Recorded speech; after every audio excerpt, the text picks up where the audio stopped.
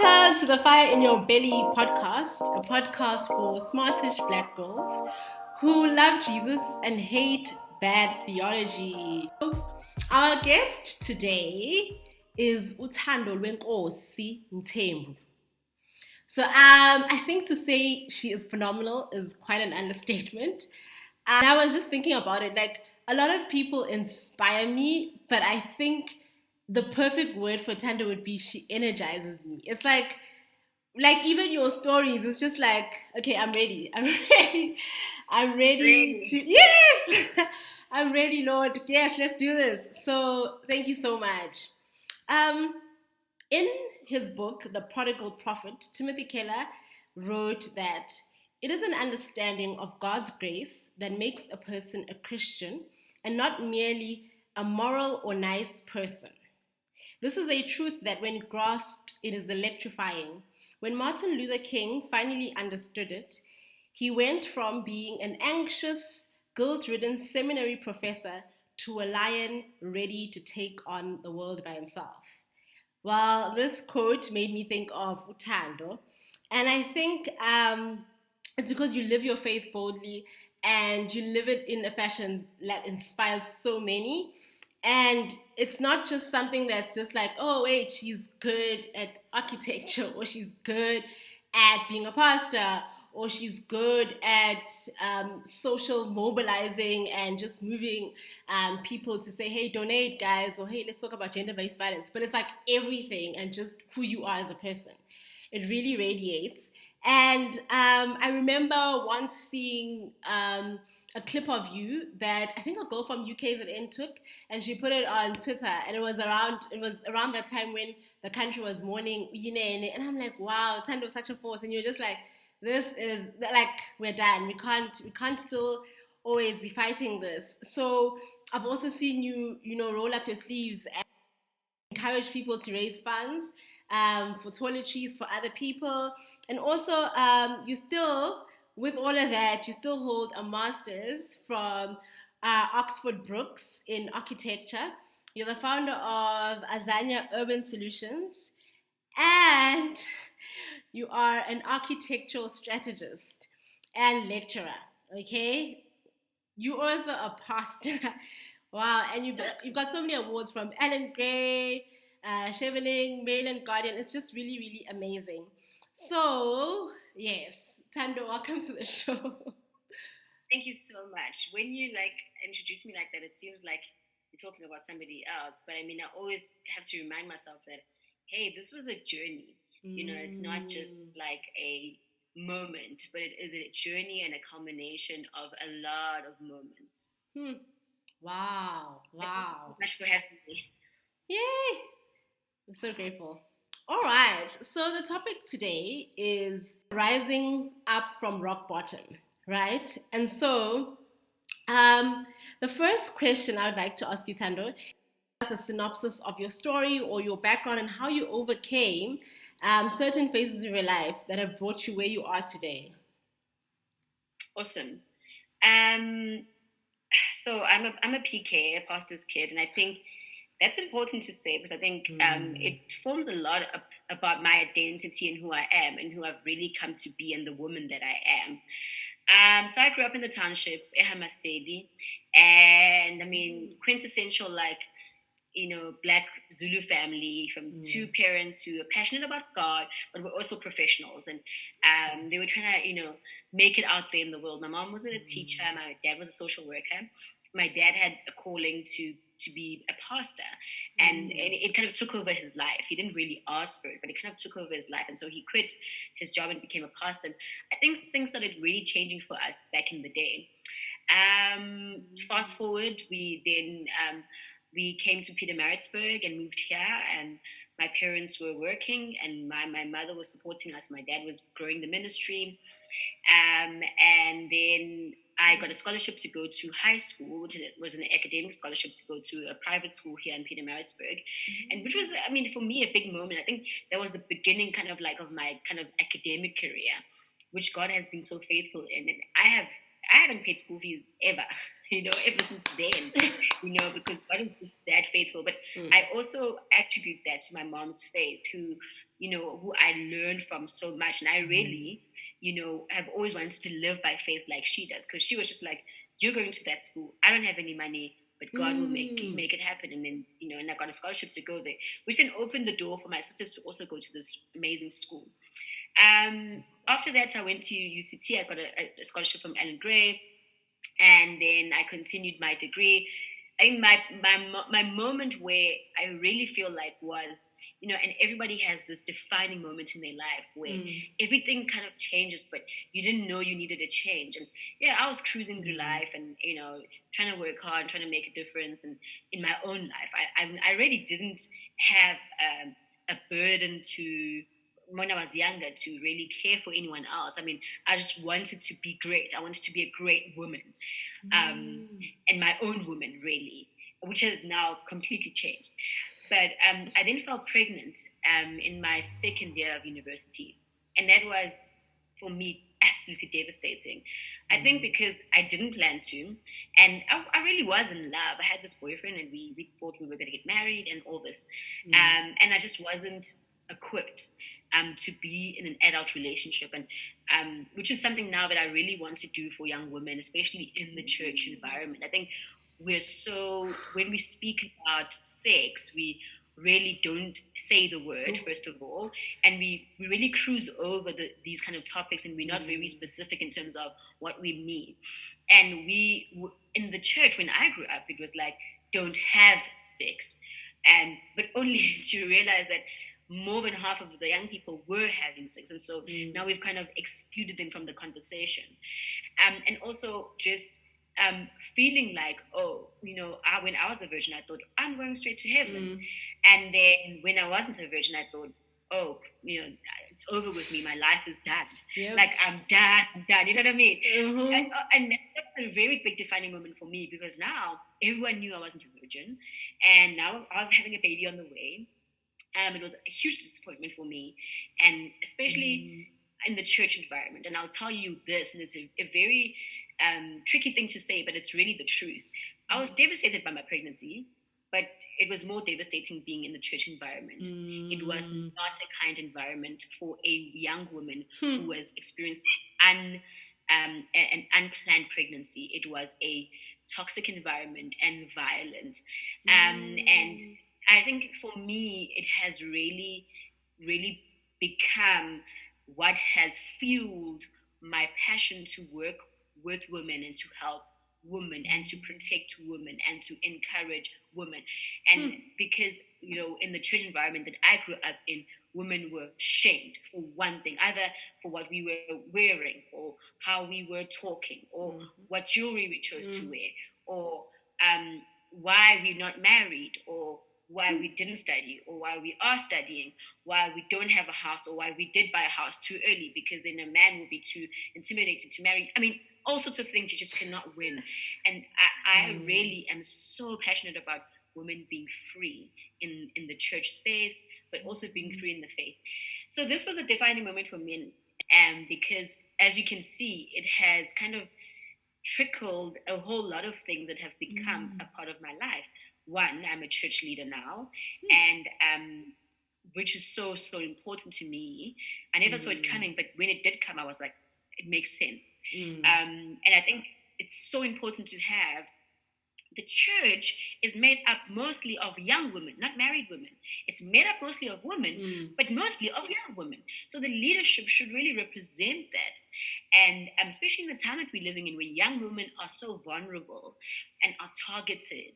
And so it's very important for me to see young women rise into leadership positions in churches.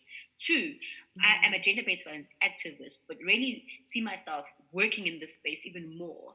I want to reach more people and really mobilize in different ways in terms of speaking about gender-based violence and speaking about dismantling patriarchy in the church.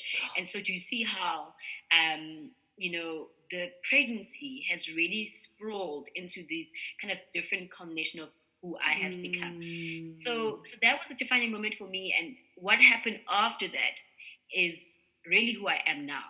And so yeah, that's me. So, wow, the church they really struggle with sex. It's so weird because It's like a real, we don't have language for it, and we coddle these things, and then there's like this heavy shame attached to it, and then there's also a way in which we like hide people who like actually commit a crime, a sexual crime against someone else within the church, because we also just always, so wow, yes, yo, that is so amazing, so powerful, so yeah, so inspiring. And I'm glad that, yeah, I'm glad that the moment birthed so many. It's like I don't know, it's like the stalk, and then it just went and it gave so many other branches. And wow, that's quite amazing. How did you see God's goodness um, in the spaces where there seemed to be no goodness? So, like in that time, how did you? I think you've kind of answered it already, because in that time it birthed the Tando we see today, and your passions and where you'd like to go. I don't know if you'd like to still add to that. Yeah, definitely. I mean, I think I have an appreciation for God's grace now, for what I went through then. I'll tell you one thing, I only properly healed from the pregnancy last year, and this is 10 years later.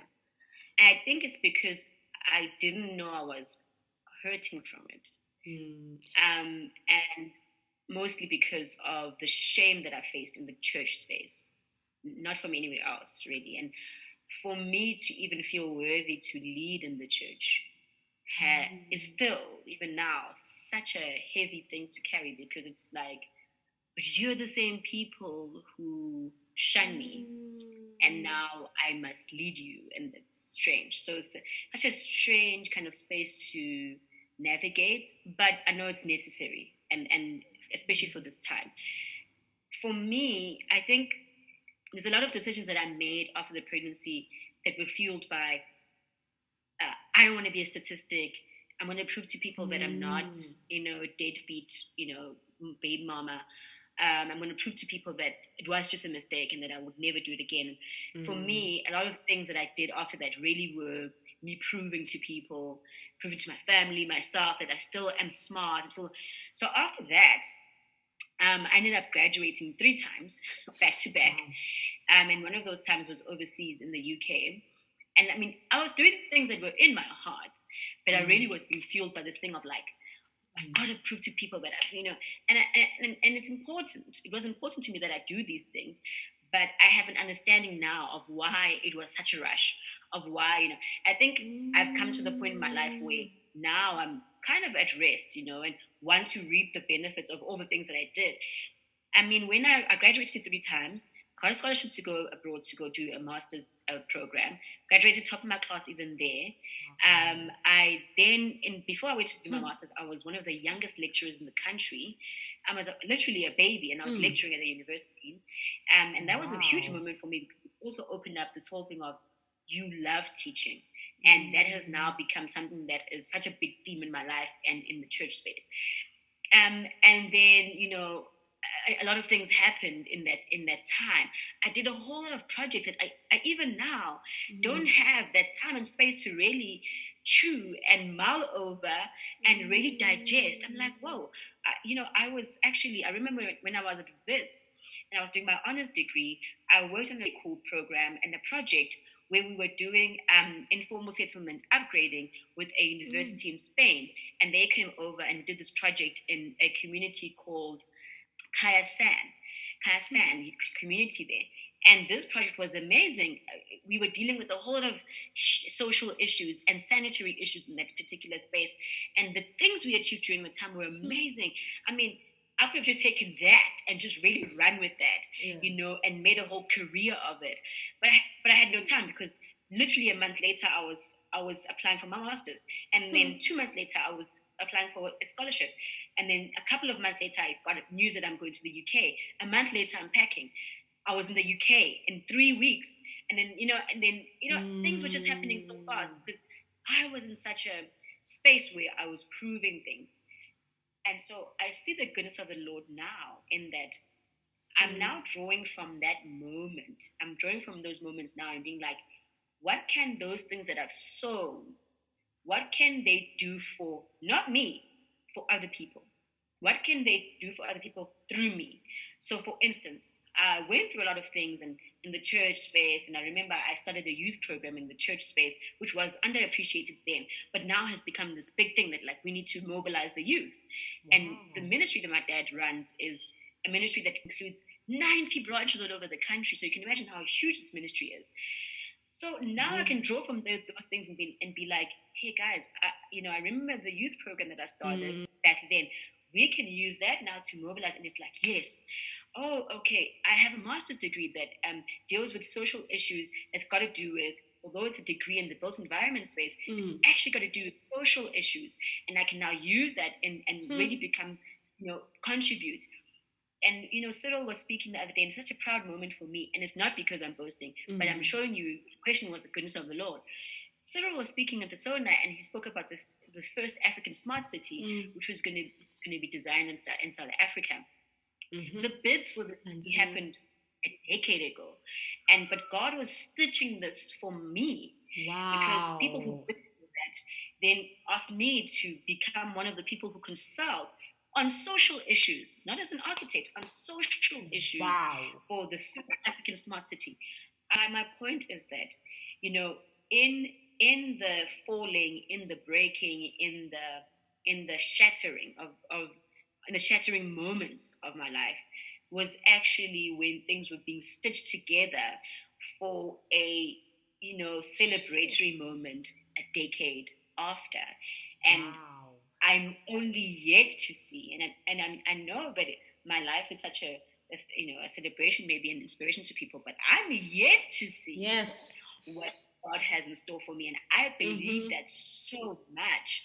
I watched Sarah Jakes Roberts, and I'm like, she's gonna be like my really good friend, and we're gonna be like super tight, and like definitely like the stages. Like I don't doubt that at all, and I don't see this as like a something that's like far away in the distance. No, no, no. This is I'm working on it right now.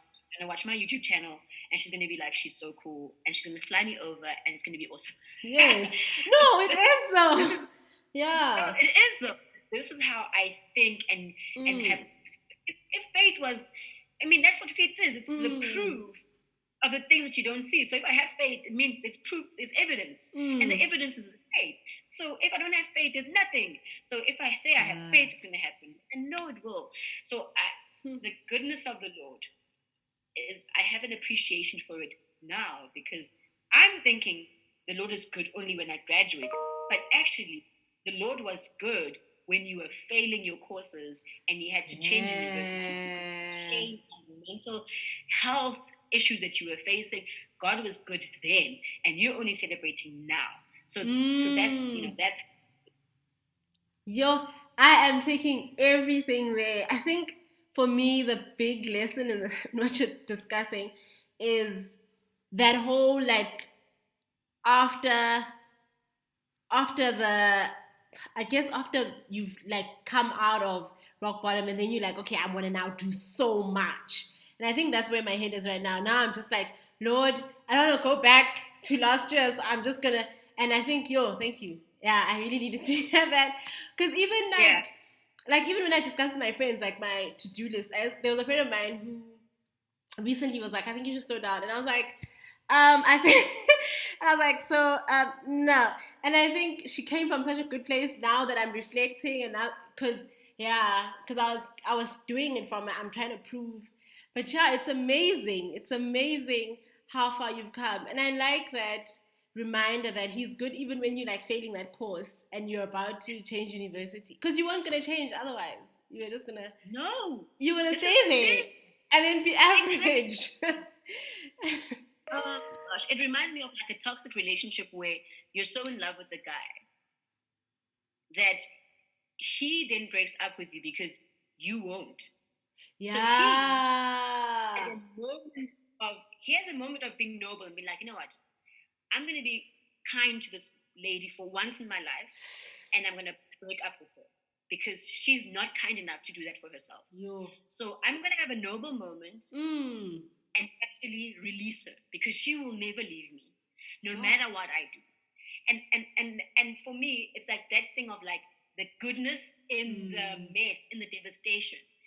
And then only later you're like, oh my gosh, that was a noble thing for that guy to do for me, because I wasn't going anywhere. And no matter what he did, he would have still stepped on me. He would have still done me wrong. He would have still been toxic. He would have still, and I would have never left. So it's one of those things that I'm just like, in the devastation, God was like, it needs to happen. It does. Because you won't learn things. You won't know what women go through unless you go through it. How are you going to help people when you don't know what you're helping them from? How are you going to preach goodness when you don't know devastation? Where are you going to start? Yeah. That's a test of yourself. Sure, I can't wait till the Sarah J's collab, but I'm still also just gonna be on the YouTube channel, so it's okay. It's okay. Yes, It's okay. Yes, I'm ready. I'm ready.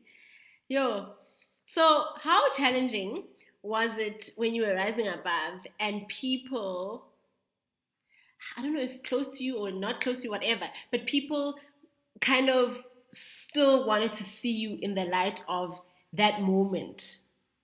I don't know if you ever experienced something like that. So you're now rising above. You're like, okay, I'm gathering myself together. I'm out here. I'm doing the most, and people kind of feel the need to remind you, Guti, oh yeah, but you're that person. That's so strange. That happened yesterday on Facebook, and this is, social media has its lows and its highs, and often I underestimate the reach that Facebook has, especially in my personal church community.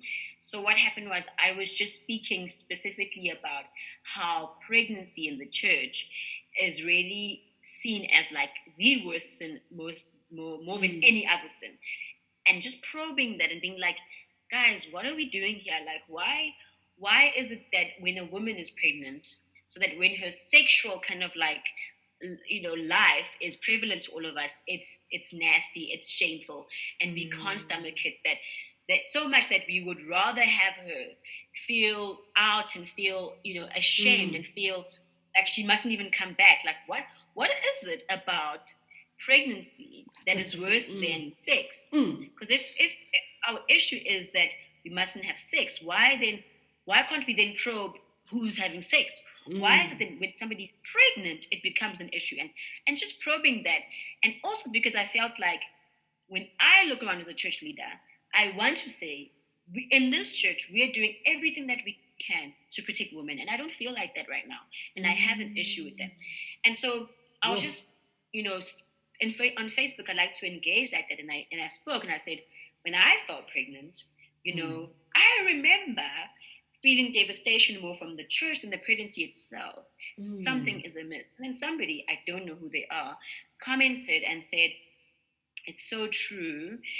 Church people are so judgmental. I mean, I remember, and I didn't even go to your church, but the rumors were so rife about you and your pregnancy, and everyone is speaking about you. Outside. And da, da, da, da. And I think, and for me, and then my response to her was, gossip doesn't kill. And she ended up deleting her comment, and I'm like, but I don't understand why she deleted it, because she had the chest to put in a paragraph of how much people were speaking about me 11 years ago. So, which shows you that people, the drama in your life serves people more than the good parts. Okay, that's a Facebook status. Obviously, I need to put that down, and you need to remind me of this on WhatsApp later. But the drama in your life serves people more than when you're celebrating and everything is going smoothly and everything is going right and according to plan. That doesn't help people. It's only when there's drama in your life people have something to talk about. I mean, for her to remember 11 years ago, in detail, a person she's never interacted with, like, am I that amazing that she would hang on to something that happened to me 11 years ago and come to my Facebook post and with your chest remind me of it? And so people around you want to cling on to the dramatic parts of your life, because drama serves them, but you cannot you cannot take part. You've got to say, this role, I hands off. I cannot play this role. I've got different role now. I've got different roles to play. I've got a different play to be a part of, and I cannot take part in this drama anymore. And even if it was your own drama, it's the past. And I think Hmm. also living your life out loud, and you said it before about how you're living your faith out loud is so so important. So that in any space that you go into, already there's something about me that has spoken before me. So by the time I arrive, but uzumzalwane la, it's Mm. going to be Mm. those type of thing. You know what I mean? And I Mm. and I'd rather have it that way. So but if I'm coming through, you cannot gossip about other people to me because that didn't serve me when people did it to me. So I'm not going to do it to anybody else. One, two. If I'm coming to that space, you can only credit me. You can't discredit me. There's nothing that you can do to discredit me because I refuse to be shamed and to doubt any pieces of the woman that I am. And I will not let anybody do that.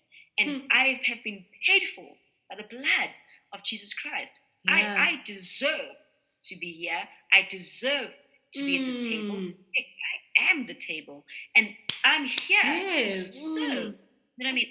And so this is an inclination of people over time to hang on to the drama that happened because when a big person, and this is what the Bible says, act like you are smaller than other people. Why would the Bible say act like it? It's because you're not small. You never will be. You have to act like it because you're big. You're a star. That's what the Bible says. Act as if you were smaller than other people because you're a big person. And so people want to hang on to the bad things that a big person does. They want to hang on to the trivial things and the mistakes that big stars make. And that's who you are. You're a star. And that's why people want to hang on to the drama. Wow. I'm reminded of Joseph when he's like to his brothers, yeah, what she meant to harm me, God used for my good. Because, yeah, now going through this journey, and I'm not talking about year one or just the entire thing. What part of God's character have you learned newly? So if maybe you compare yourself, the Tando that was just cruising through life from scholarship to scholarship. Dude, you had a scholarship in high school. That is just like, wow. I think one person I know had, I'm being honest. People was that like, got like paid school fee. We had to like work for varsity school fees. So wow. So what like new aspects of God's character did you learn post just like a redirection or post that new season? I think grace to be for me, and you have to forgive me or not forgive me, but whenever I do get questions for an interview, I don't read them because I really do want to answer from the bottom of my heart. So I haven't read the questions because I wanted to really answer from what I really feel. Nice. Grace to be. I think you know being younger and as it still goes back to this whole virginity thing because my identity was if I'm a virgin, I'm pure. If I'm pure, I'm an awesome Christian. I'm an awesome Christian. I'm going to heaven. And what else would you want? Then I'm not a virgin. Then who am I? Yeah. And so I had to build a relationship with God from scratch. After I broke my virginity, this is so strange to say, but it's because of the teachings that I was subjected to in the church. It was like, you guys are pure, you've got to stay pure. And that was like, it's an identity. Exactly, like work hard to stay pure. But purity to them meant virginity. And only now, it's actually not at all, actually. That's why nothing to do with it, in fact. But for me, so then it was like I'm working hard to impress God. I'm working hard to reach something that God will be proud of, and I'm working towards being something that He wants me to be. And now I know and understand that He's proud of me, and I'm working from that. Wow. I'm not working to Grace to that. be.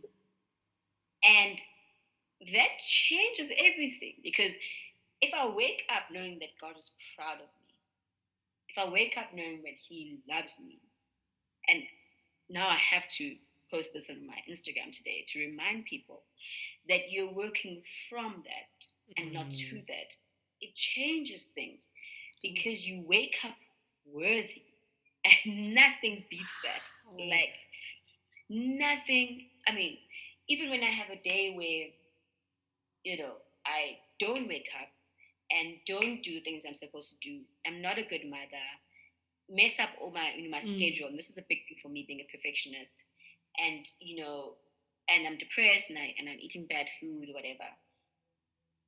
I'm worthy. I'm worthy then.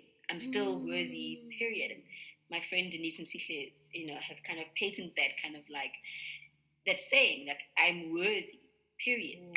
That's it. And I'm working from that. That's powerful. And I've understood God in that way, that I'm not working towards grace, but from it. And that has just unleashed in me grace to be. I don't wanna dwell here too long, but I remember there was this time so my parents go to the Lutheran church. When I'm home, I go with them there. So we went to church, and I was like early high school, grade 8, grade 9.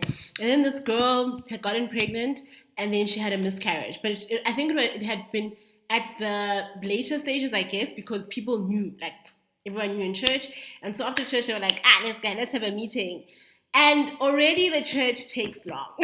Like already the service. So we were like, there's a meeting. Oh, okay, now we're going to stop. Fine. And we're sitting there, and they call, and they're like, no, only girls. So it's just girls and some ladies, and then the guys all step out and everything. And then we held a whole meeting about this girl. And apparently the wrong that she did was she never confessed to the church. So she got pregnant before marriage. So like she never confessed to the church. She like went from being pregnant. She had her miscarriage. I'm thinking their family buried the baby, and then afterwards he just came back to church. So the church felt, or the people we felt, that we deserved an apology. She should have at first sat with, oh, mama. It was so dramatic. And I remember just thinking, what? And at the time, I'm like grade 8. I'm like just not in a position to be like, and my mom was just like, this is very late. I've never been proud of her. I was just like, it's very late in the afternoon for us to be discussing someone else who's gone through so much trauma. We're not even being there for her trauma. We're judging her. I mean, she's gone through so much trauma to carry the baby for so long. She's gone through so much trauma.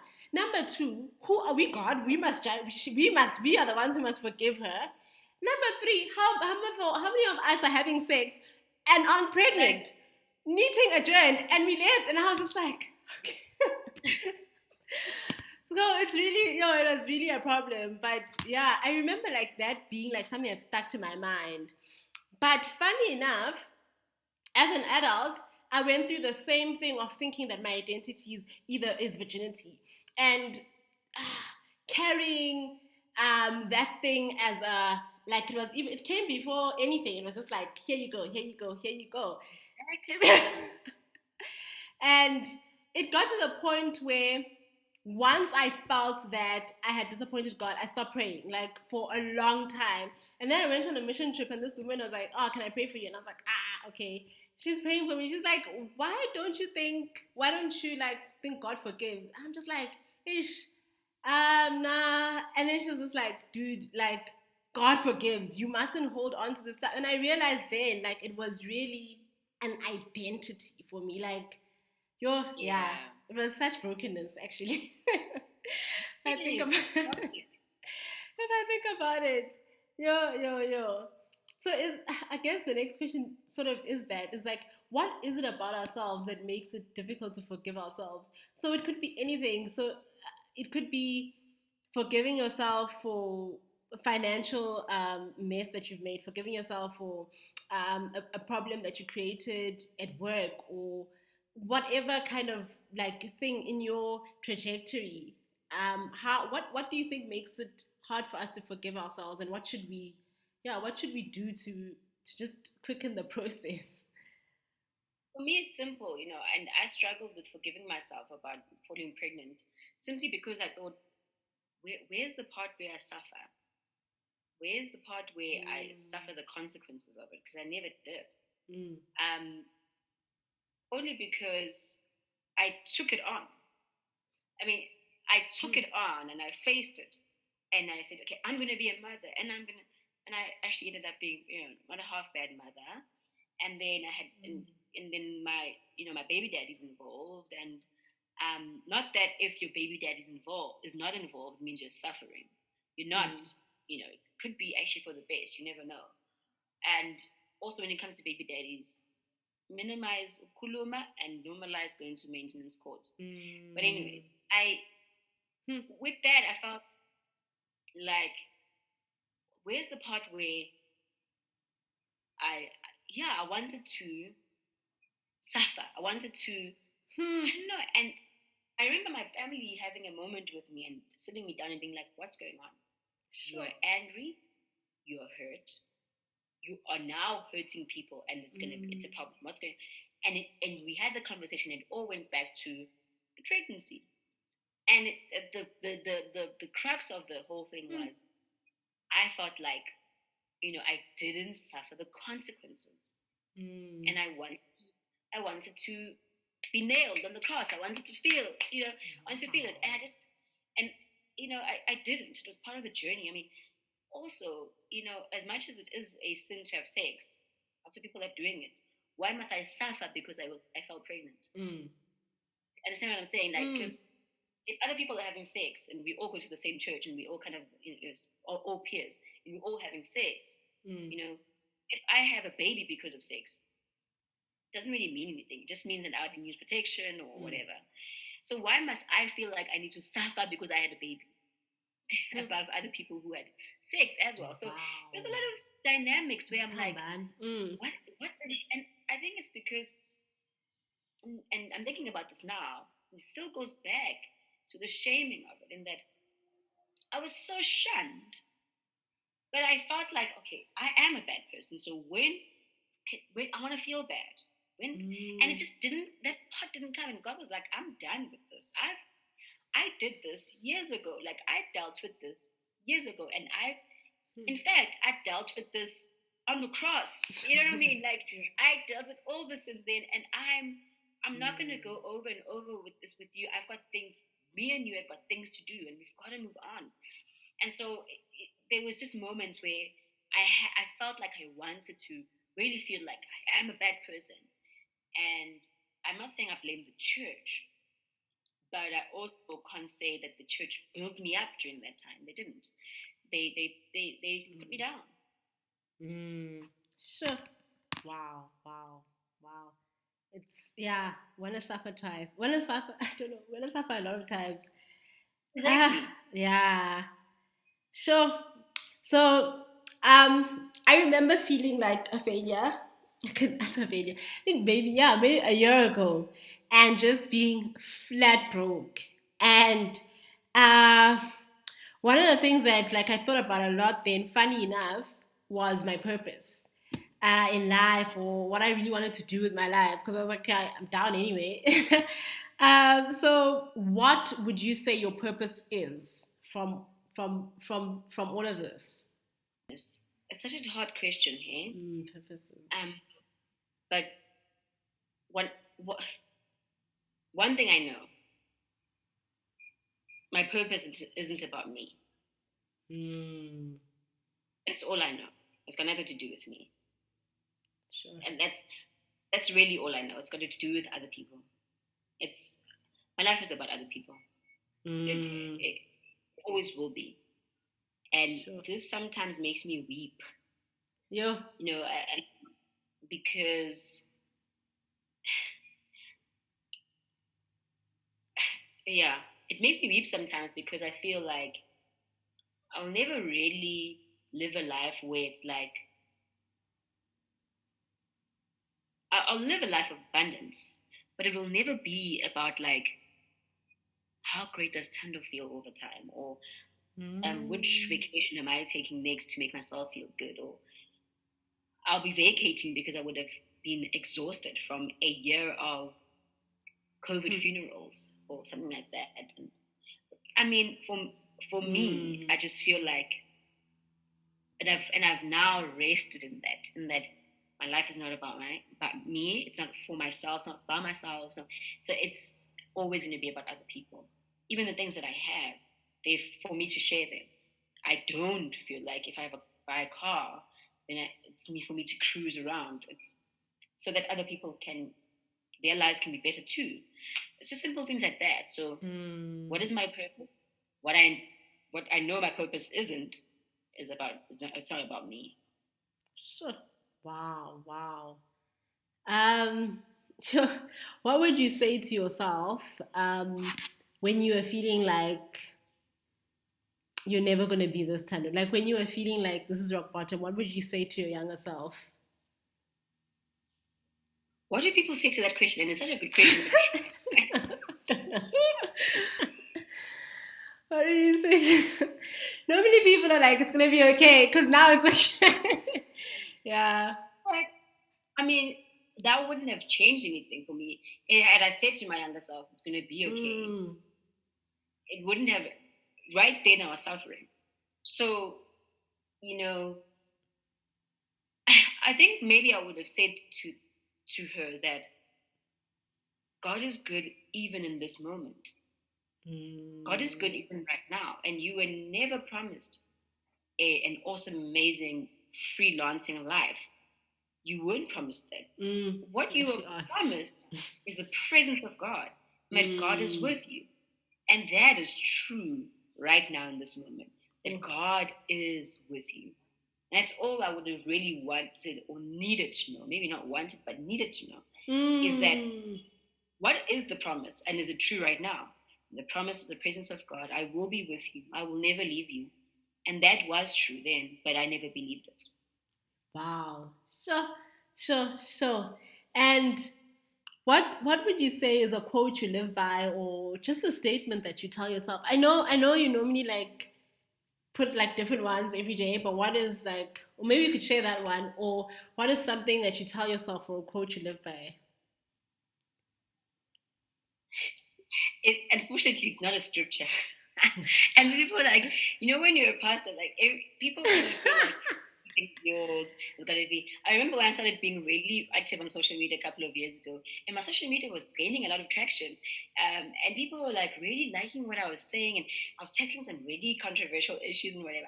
And then some people at church sent a message to my mom saying, well, since Tando's, ingane yamfundisi, we expect that Tando would be, updating scripture and all this other stuff, which is funny. And now that I'm a pastor, it still doesn't ring true. And people were like, I mean, like, I'll enjoy a secular song, like, I'll pop to it or whatever. Mm. I mean, I'm up, you know what I mean? Like, and people, because also another thing is that I'm a young girl. Like, Yeah. so that's another thing. And I was that before I became pastor or whatever.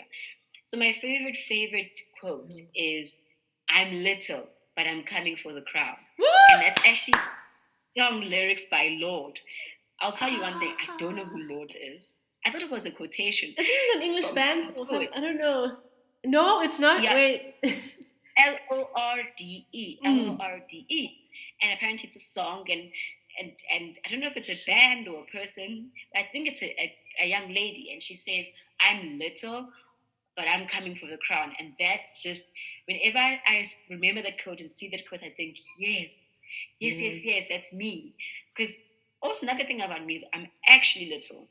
I'm literally about a meter and a half tall. That's the first thing. So I'm actually a compact little person. But I've got a tall personality, I tell myself. But just in terms of also just in the bigger scheme of things in life, I feel like I'm a little girl. I'm a little person. I'm not important, but I'm coming for that crown.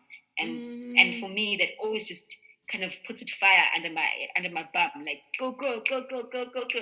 Yes. So I love love love that quote, and maybe I should listen to that song. Wow, that's beautiful. That's so beautiful. Sure. Sadly, we've come to the end. Thank you so much, Tando. Yeah, I think this is one of those episodes that will be very repeatable. Just like, okay, I need to go back and listen to this again. I need to go back and listen to this again because there were so many things that you said, and I think even in the beginning, you started off your life with such faith, like just to believe that, okay, I want to get in here.